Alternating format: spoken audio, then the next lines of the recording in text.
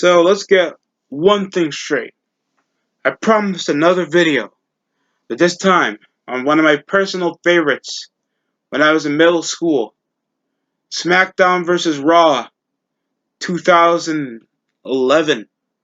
The final SmackDown vs. Raw game to come out before they changed it over to WWE because they didn't give a shit about the brand split over to that point. They had a whole new graphics, whole new physics system, whole new road to WrestleMania, all that stuff.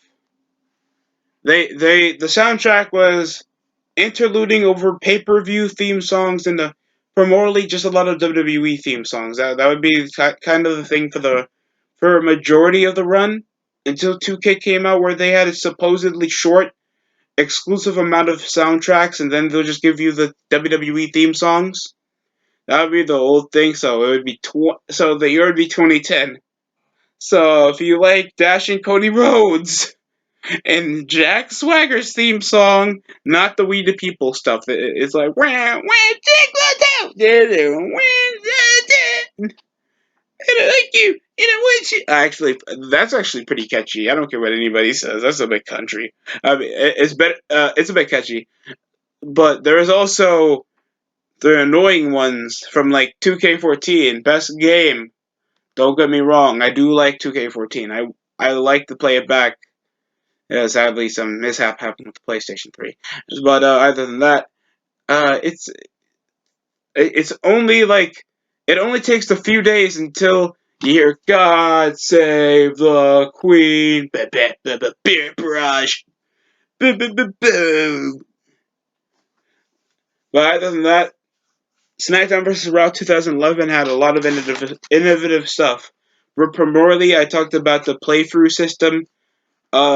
Universe mode debuted, the most half-assed wrestling simulator of all time, until probably it took until 2K17 or 2K16 where you actually got more creativity over the next gen consoles. And they had story mode, I think, ripped off. And Road to WrestleMania was, I think that was the last time before they, like, the second to last time they had Road to WrestleMania before they just made it showcase mode. And instead of making a multi-arced, innovative, creative stories that they probably wouldn't do on WWE regular TV, and you had to actually and they would actually make creative, fun storylines involving Rey Mysterio having amnesia, turning freaking heel, and either trying to feud against the guy trying to manipulating Jack Swagger, or going heel and tagging with Jack Swagger, or trying to beat the streak with the Undertaker, or stuff involving Triple H.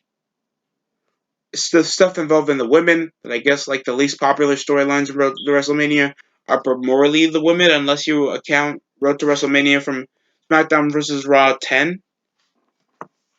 But they were all creative and unforgettable parts of WWE video games.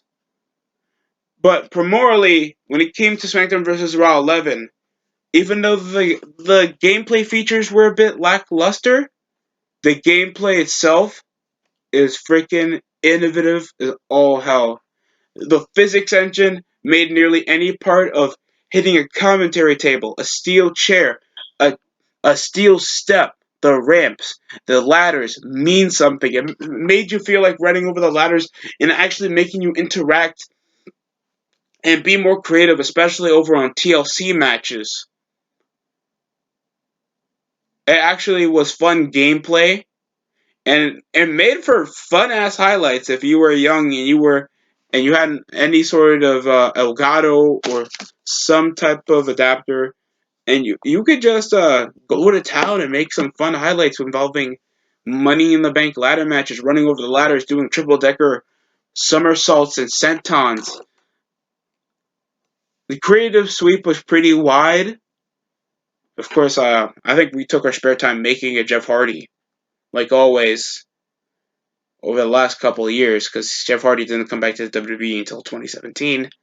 So, it took community creations. It took your whole mind, or at least ripping off a car formula for most people that remember that you have to rip off a car formula from a guy that was literally more creative than you and was more heightened in detail. Rip him off so you can get a more accurate induction of the creative character. Or I think they still had community creations. Or a universe mode that if you didn't use the right stick, you would have literal cutscenes, situations, more scenarios when you go for exhibition matches, making the matches actually feel overly more fun. In Universe Mode was a tiny bit of more of a fresh air where it actually felt like a more formatted version of Monday Night Raw and SmackDown and Superstars. So it was average, but you didn't really have much to do. You just play over a calendar year. You unlock more championships, legends, even extra WWE wrestlers. Hell, you even play as Rob Van Dam. Even though it was the same year he went to TNA, and Matt Hardy, even though he got released later in the year, and Shelton Benjamin, that was like on the Ring of Honor, and but still, it was still having a lot of extra unlockable selections, and even though the DLC was pretty sparse, it you still had to play as guys that came over later in the year, like Alberto Del Rio and the Nexus, and that can be practically it.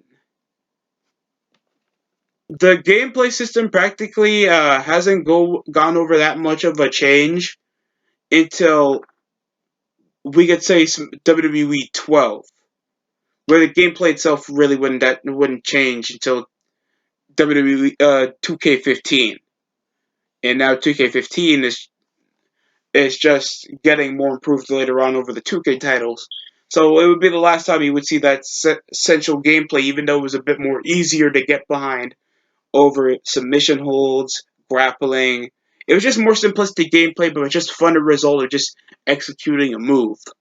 And and plus it shows stuff that we still see on future WWE titles, like maneuvering your finisher.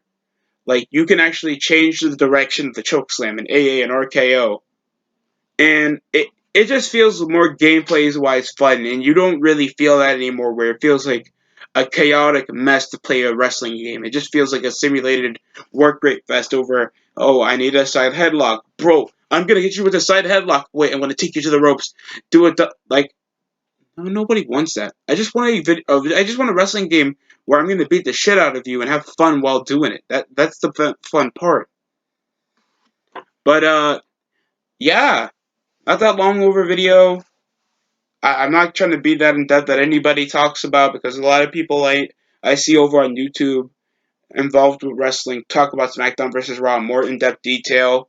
Go over a wrestling gift. Shout out to him. He does well done videos talking about pro wrestling. He even goes over my favorite year, 2005, in well done effect.